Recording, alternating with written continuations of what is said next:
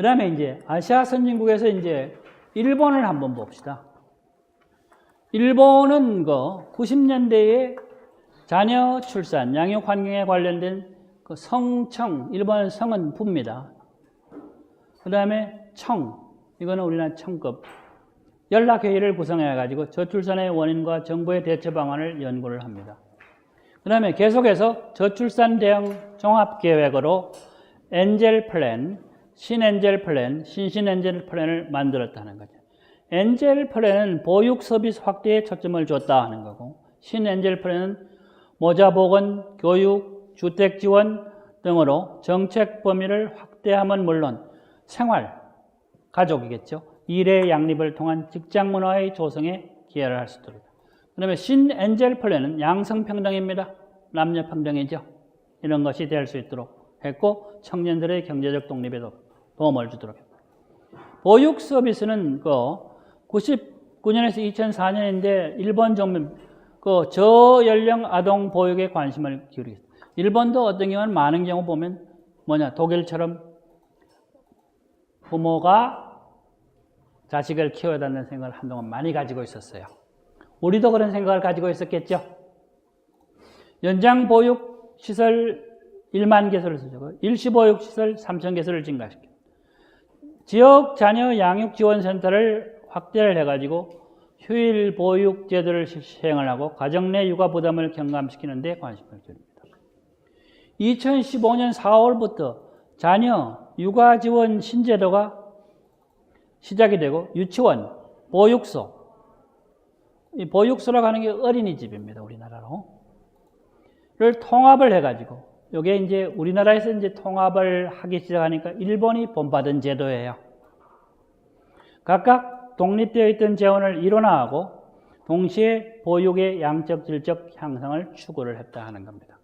보육 비용은 2만행에서 5만행 수준으로 지자체, 아동, 연령, 소육 수준에 따라 다양하도록 만들었다는 겁니다. 출산 육아제도인데 일본의 출산제도는 출산 전 6주, 출산 후 8주 등 14주를 사용할 수 있도록 만들어 놨습니다. 통상 임금의 3분의 1을 급여로 지급을 하고 그 남편은 출산일을 중심으로 8.7주간 사용할 수 있도록 통상 임금의 50%. 그러니까 50%니까 임금 대체율이 낮죠? 육아휴업은 1992년 법이 개정돼가지고 시행되었는데 95년 가족 간호휴업이 포함되어 육아보호휴업법이 개정되었다. 내용을 보면 1세 미만의 자녀를 둔 부모는 1년 이하의 육아휴업을 청구할 수 있도록 되어 있고 이 기간 동안 고용보험에서 휴업 전 임금의 50%를 지급하도록 되어 있습니다. 그리고 건강보험, 후생연금보험의 보험료 납부를 면제해 주는 거죠. 그러니까 육아 휴업을 하는 사람들에게 혜택을 주는 겁니다.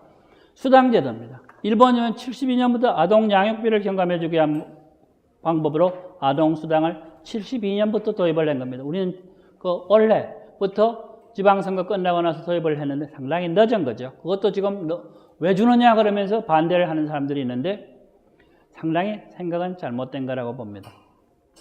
현재 3세 미만은 15,000행, 그 이상은 만행이 지급되고 중학교 졸업 전까지 매월 지급된다. 셋째 아이 그거는 15,000행을 조금 많이 주는 거죠.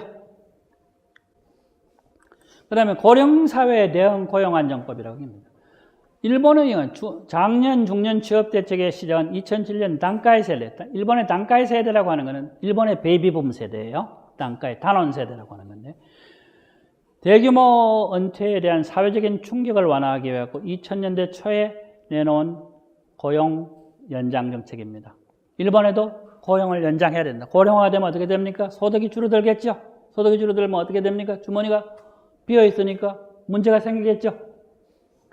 60세 정년을 94년에 의무한 고령자 고용 안정법은 2000년에 65세까지 고용을 연장해 줄 수 있는 조치를 취하게 됐다. 2004년에는 65세까지의 고용 확보 조치가 단계적으로 의무화됩니다. 아직까지도 우리나라는 55세 전에 퇴직하는 사람이 거의 대부분이다 이 말이죠. 2012년에 희망하는 모든 노동자를 65세까지 계속 고용하도록 개정된다. 사업주에게 정년 연장 또는 계속 고용 제도라든지 또는 정년 규정 폐지 등 하나를 선택하도록 한다 하는 겁니다. 고령자 지원 정책은 후생노동성이 관장하는 고령장애자 고용지원기구, 지역의 실버 인재센터, 고령자 인재센터입니다. 등을 중심으로 해 고령자 고용정책을 추진하고 있습니다. 고령장애자 고령지원기구는 주로 기업고용, 촉진장려 급을 지급한다. 그 다음에 이런 업무를 수행하면서 고령자 고용을 유도해 주는 거죠.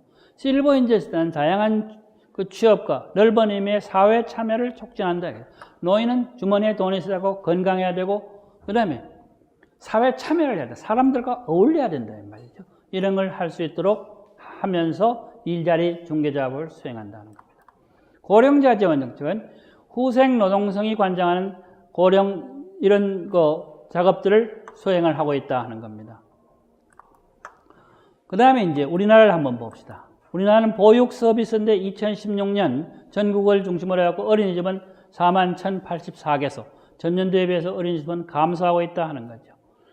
전체적으로 우리나라의 경우에 그 어린이집 이용자 수, 이게 이제 2016년 이렇게 되어 있습니다만은, 국공립 어린이집에서 보육을 하고 있는 게 12%밖에 안 된다 하는 겁니다. 나라에서 책임을 제대로 지지 않는 보육이다.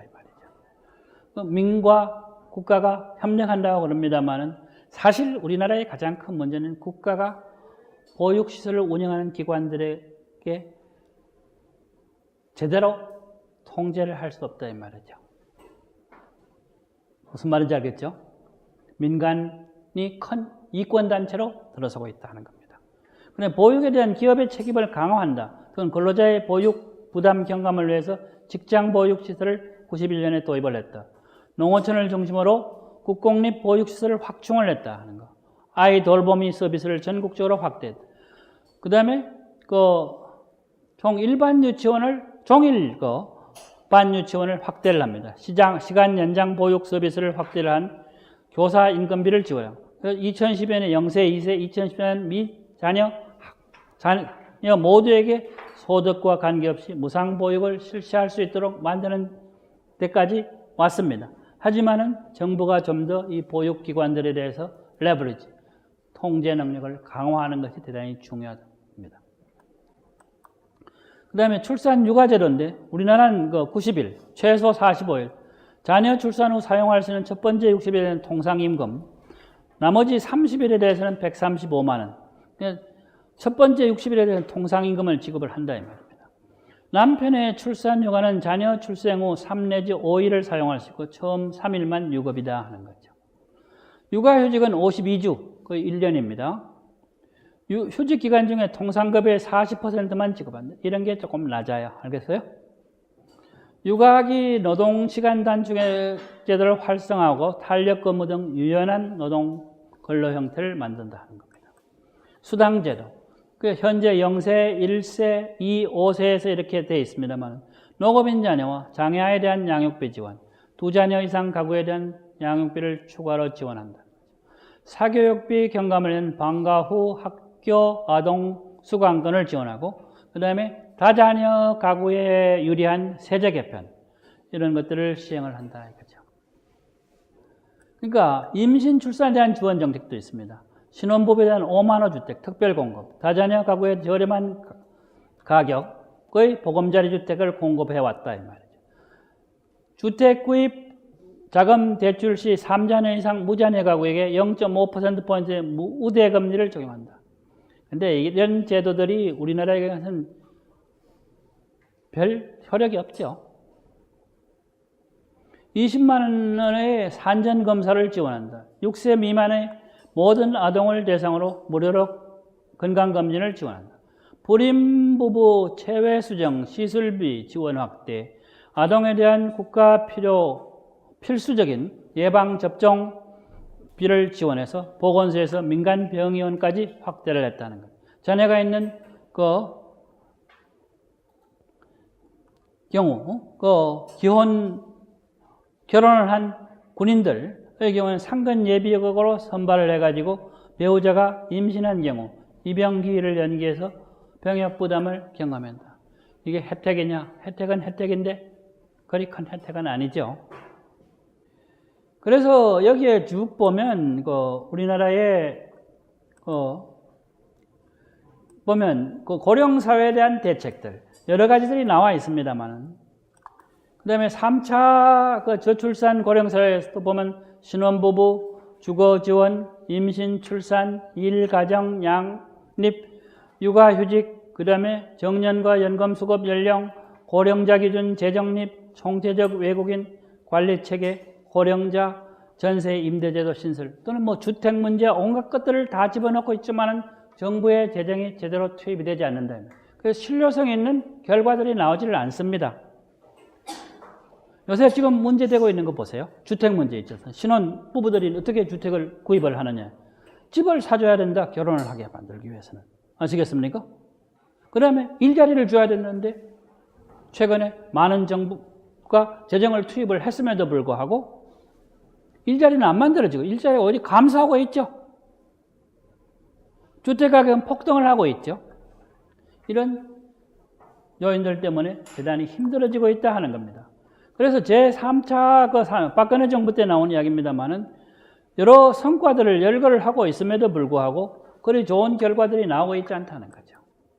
2019년 정부 예산 편의 일자리 확충, 저출산 고령화 대응, 혁신 성장, 안심 사회 구현 안보 강화 뭐 이런 것들을 이야기를 하고 있습니다만은 일자리가 앞으로 얼만큼 만들어지고 청년 실업이 얼만큼 떨어지고 또는 주택 가격이 어떻게 안정되고 젊은 사람들이 어떻게 결혼을 했을 경우에 값싸게 임대주택 또는 다른 어떤 주택에 들어가서 살 수 있느냐, 이런 여건이 마련되지 않는 그런 경우라면 대단히 힘들다 하는 겁니다. 우리나라가 자세히 보면 젊은 사람들이 잘 살 수 있는 환경을 만들어줄 수도 있어요. 정치인들이 머리를 안 쓰는 거예요. 포퓰리즘 정책이라는 거 들어봤죠? 네? 실효성 있는 정책을 만들어야 된다 하는 겁니다. 그래서 저는 또 그 외에 이제 그 이야기를 하고 있습니다. 인구 감소, 지방 소멸 문제. 일본에서 이야기를 했는데 우리나라의 경우에도 2045년부터 82개의 군, 84%, 읍면동의 40%가 소멸할 것이다. 일본, 한국, 지방, 읍면동 우리나라 있지 않습니까? 소멸할 거다. 이런 문제는 대단히 심각하다 이 말입니다. 그러니까 아기를 낳는 20세에서 49세의 여성들 숫자하고 65세 이상의 노인의 숫자를 볼 때 노인의 숫자가 더 많다 이 말이죠. 그런 지역사회는 없어져 버립니다. 결국은요. 그런 문제들을 행자부에서는 인구 감소 지역에서 여러 가지 어떤 사업들을 만들고는 있습니다. 뭐 강원도 평창군, 충북 음성군, 충남엔 예산군이 들어있죠. 전북 고창, 그다음에 정읍, 강진, 경상북도는 영양, 경남엔 하동, 합천 이런 지역에서 여러 가지 어떤 지역 인구의 감소를 막기 위한 정책을 만들고 있습니다만은 또 여러 가지 단계적인 안들도 제시하고 있습니다. 그럼에도 불구하고 여러 가지 어떤 사정들을 고려해 가지고 결국 지역을 통합해서 새로운 어떤 지역사회 만들기를 해나가는 것이 인구 감소에 대한 대응 정책이라고 보여집니다만은 유럽이나 또는 미국 또는 프랑스, 유럽 중에서도 프랑스, 독일, 스웨덴 이런 나라들 있지 않습니까? 이런 나라들의 선진 사례들을 보면서 저출산, 고령화, 지역의 인구 감소 이런 문제 있지 않습니까? 그건 지역의 활력을 떨어뜨린다 이 말이죠. 그래서 그런 문제를 해결할 수 있도록 노력을 해야 된다 하는 거죠. 그래서 우리가 앞으로 그 지역의 인구 특성에 대한 지역의 장래 인구 추계라든지 지역 특성을 분석하고 새로운 인구 비전을 작성해야 될 때가 왔다 하는 겁니다. 그런 것들을 하기 위해서는 여러분들이 많은 지혜를 도입을 해야 돼요. 그러니까 여러 지역들의 인구 피라미드도 그려보고 연령대별로 또는 유출률, 그 지역에서 사람들이 얼마큼 많이 빠져나가느냐 하는 거 있지 않습니까? 그 다음에 연령대별 구성 이런 것들을 봐야 돼. 우리나라에 지금 여기에 빨간색으로 표시된 것들을 보면 인구가 전부 다 감소하는 지역들이다 이 말이죠. 아시겠어요? 서울을 제외하고 많은 지역들이 그렇다 이 말이죠.